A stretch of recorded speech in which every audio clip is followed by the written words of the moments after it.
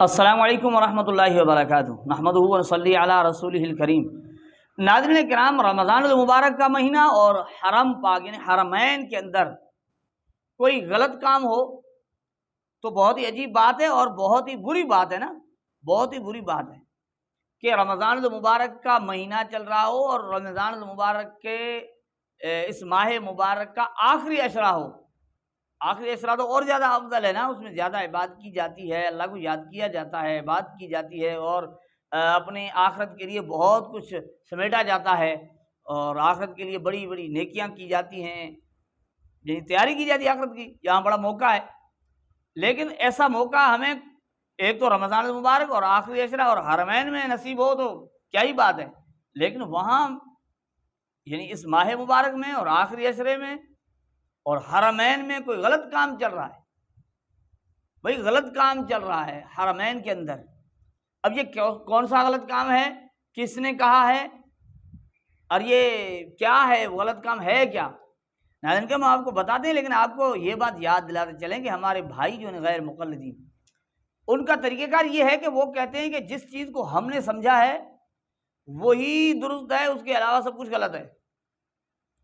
جو ہم نے سمجھا ہے۔ لیکن ہم آپ کو سنا دیں، وہ جناب بتا دیں کہ حرم میں کیا غلط کام چل رہا ہے رمضان المبارک کے مہینے کے اندر۔ آپ وہ غلط کام بھی سنیں، پھر آپ شاید حیران بھی ہو جائیں کہ وہ اچھا غلط کام ہے، ہمیں تو آج معلوم ہوا کہ یہ غلط کام ہے۔ تو غیر مقلدین کا طریقہ کار یہ ہے کہ اب آپ تلاش کرتے جائیں۔ اب اس میں ایک چیز اور بھی بتا دیں، کہتے ہیں حرم میں بہت سارے غلط کام ہیں، ان میں سے ایک کام یہ ہے،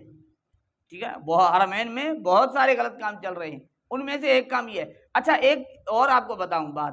ان میں ایک اور بات کرتے ہیں کہ بھائی یہ جو طریقہ ہے نا، وہ اس گفتگو کہتے ہیں یہ جو ابھی ایک غلط کام چل رہا ہے یہ اسلاف کا طریقہ نہیں ہے، اسلاف امت سے یہ چیز نہیں ہے، صحابہ سے چیز یہ نہیں ہے۔ اب مجھے بتائیں، امت 20 رکعت تراویح پر عمل کرتی چلی آ رہی تھی، امت کے اندر یہ عمل تھا، اسلاف امت میں یہ کام چل رہا تھا، صحابہ اکرام سے ثابت ہے، صحابہ اکرام سے یہ چیز چلتی آ رہی ہے، اور اس پر علماء نے کتابیں بھی لکھی ہیں کہ صدیوں سے حرمین میں یہ 20 رکعت تراویح مسلمان پڑھتے چلے آ رہے ہیں۔ اب وہ وہاں تبدیلی ہوئی، وہ اسے غلط نہیں کہا گیا، اسے غلط نہیں کہا گیا، اسے بالکل غلط نہیں کہا گیا کہ بھئی یہ تو غلط نہیں ہے، یہ تو درست ہے، یہ عین سنت کے مطابق ہے۔ یہ کیوں اسے غلط نہیں کہا گیا؟ کیونکہ وہ جو تبدیل ہوئی نا وہ غیر مقلدین کے حق میں جا رہی ہے۔ اب جو چیز میں یہی بتا رہا ہوں کہ جو چیز غیر مقلدین کے حق میں جائے یا ان کی طبیعت کے مطابق، ان کی سوچ کے مطابق ہو، وہ درست ہوتی ہے، چاہے وہ حدیث میں ثابت ہو، قرآن و حدیث میں ہو یا نہ ہو، اس سے کوئی تعلق نہیں۔ جو چیز غیر مقلدین کے سوچ کے مطابق نہیں ہے وہ غلط ہے، ان کی سوچ کے مطابق ہو، ان سے یعنی ان کے حق میں جا رہی ہو تو وہ درست کہتے ہیں۔ تو ناظرین کرام، اسی طرح کا ایک جو نا ابھی عمل جو ہے چل رہا ہے حرمین کے اندر، بڑی بات یہ ہے کہ اس سے یہ بھی اس چیز کا بھی رد ہوتا ہے کہ غیر مقلدین کی یہ بات غلط ہے۔ وہ کیا؟ وہ یہ کہ بھائی دیکھیں،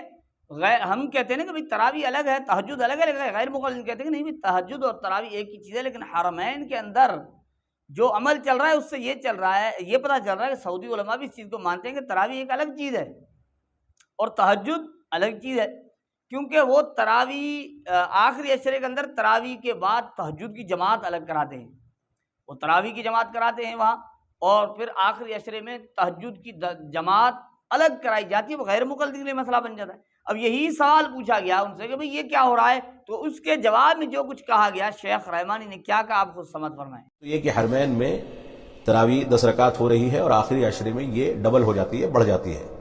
یعنی قیام اللیل کیا جاتا ہے 2 بجے اور عشاء کے بعد بھی تراویح پڑھائی جاتی ہے۔ تو یہ طریقہ صحیح نہیں ہے، یہ خلاف سنت ہے،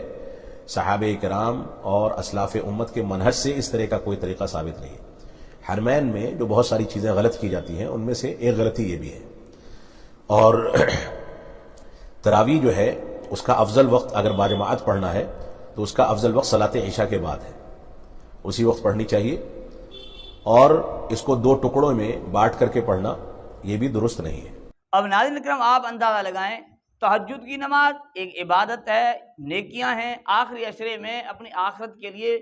مسلمان کثرت سے نیکیاں کرنا چاہتا ہے۔ اب غیر مقلدین کی طبیعت یا ان کی سوچ کے خلاف ہے نا، کیونکہ اب ان کی سوچ وہ یہ نہیں کہتے کہ یہ چیز ہے ہی نہیں نا، اب ان کے خلاف آ گئی تو یہ چیز حرم کی بھی غلط قرار دی گئی اور جس عمل پر امت عمل کرتی چلی آ رہی تھی، 20 رکعت تراویح پڑھتی چلا ہے، وہ بند ہو گیا، اسے کوئی فکر نہیں، اسے غلط نہیں قرار دیا جا رہا۔ تو ناظرین یاد رکھیں، غیر مقلد صرف اس چیز کو مانتا ہے جو اس کے حق میں ہو، اس کی سوچ کے مطابق ہو، پھر وہ قرآن سے ثابت ہو یا حدیث سے ثابت ہو تو بھی ٹھیک ہے، اگر کہیں سے بھی ثابت نہ ہو، کہیں سے بھی ثابت نہ ہو تو بھی وہ کہیں گے بھئی ہماری سوچ کے مطابق ہے، ہمارے حق میں چیز آ رہی ہے، یہ اچھی ہے، یہ درست ہے۔ غیر مقلدین کا یہ طریقہ کار ہے، اور یہی سبب ہے کہ اب تہجد کی جماعت جو کی جا رہی ہے اسے بھی غیر مقلد قرار دے رہے ہیں، کیونکہ غیر مقلدین کے حق میں یہ چیز نہیں آ رہی۔ اللہ جل جلالہ ہمیں